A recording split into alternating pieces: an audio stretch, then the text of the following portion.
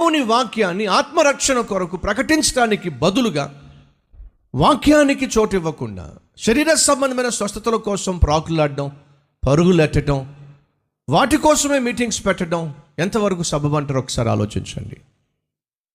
యేసుక్రీస్తు సెలవిచ్చాడు, సర్వలోకానికి వెళ్ళి సర్వ సృష్టికి సువార్తను ప్రకటించండి.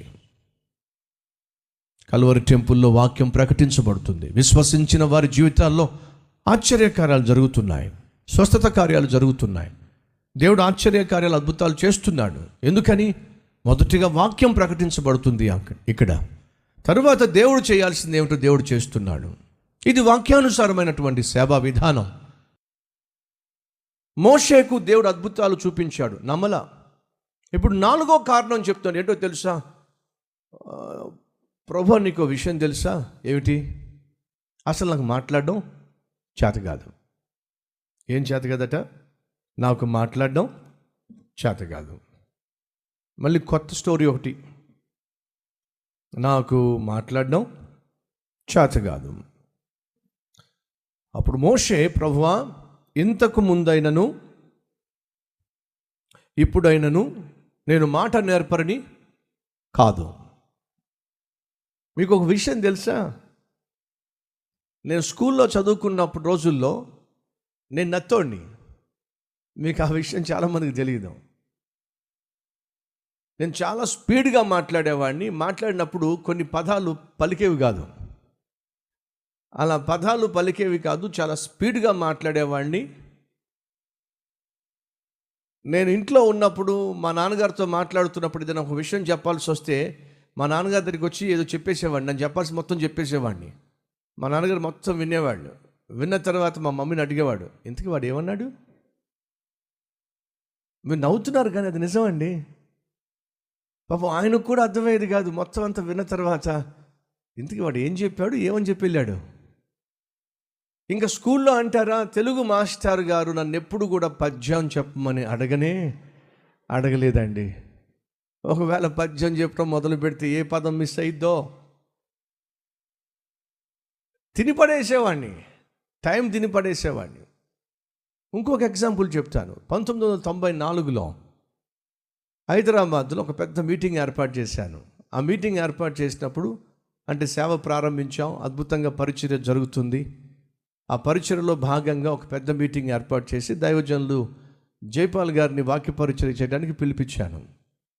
వారు వచ్చినప్పుడు మీటింగ్స్ అద్భుతంగా జరిగినప్పుడు ఒక మాట అన్నారు, సతీష్ కుమార్ నాకు చిన్నప్పటి నుంచి తెలుసు, సరిగా మాట్లాడడం చేత కాదు, మాట్లాడిన అర్థం కాదు.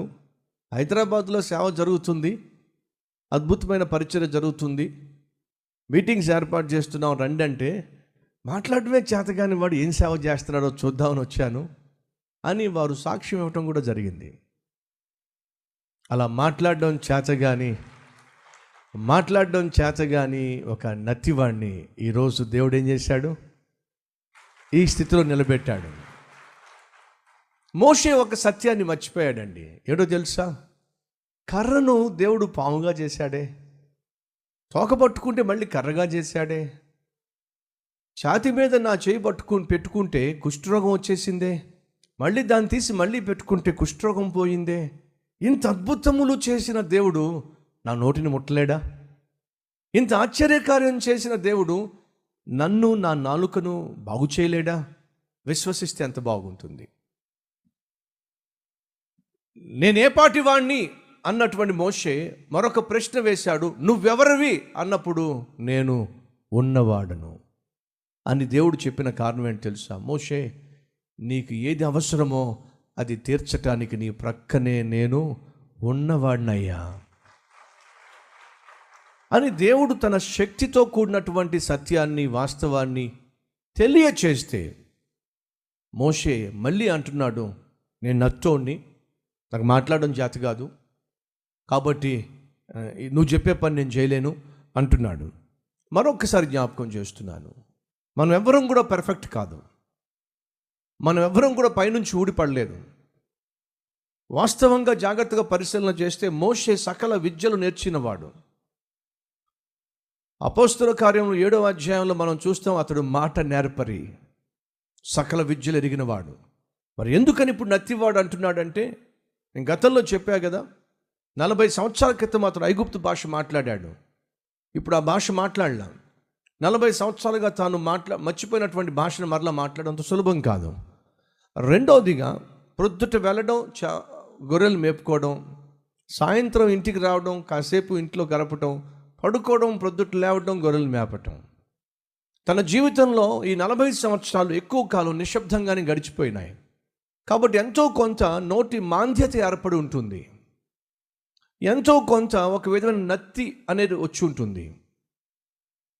కానీ దేవుడు దాన్ని, ఆయన అన్నాడు, ఏం మాట్లాడుతున్నావు మోషే? మూగవాడినైనను మాట్లాడేవాడినైనా సృష్టించింది నేనేగా, గుడ్డివాడినైనను కళ్ళున్నవాడినైనను సృష్టించింది నేనేగా. నేను పిలుస్తున్నప్పుడు నువ్వు ఏం కలిగి ఉన్నావో, నీకు ఏమీ లేదో నాకు తెలుసుగా.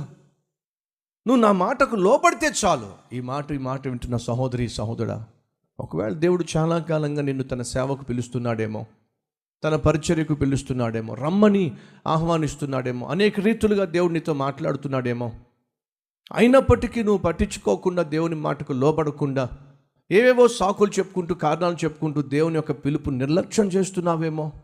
అందులో ఒక ప్రధాన కారణం ఏమిటంటే, నాకు తెలివి లేదు, నాకు టాలెంట్స్ లేవు, నాకు స్కిల్స్ లేవు, నాకు పెద్ద ఎడ్యుకేషన్ లేదు, నాకు నేను మాటకారిని కాదు అని చెప్పి ఒకవేళ అనుకుంటూ, ఒకవేళ దేవుడు ఇచ్చినటువంటి అవకాశాన్ని నువ్వు కాలదనుకుంటున్నావేమో, జాగ్రత్త.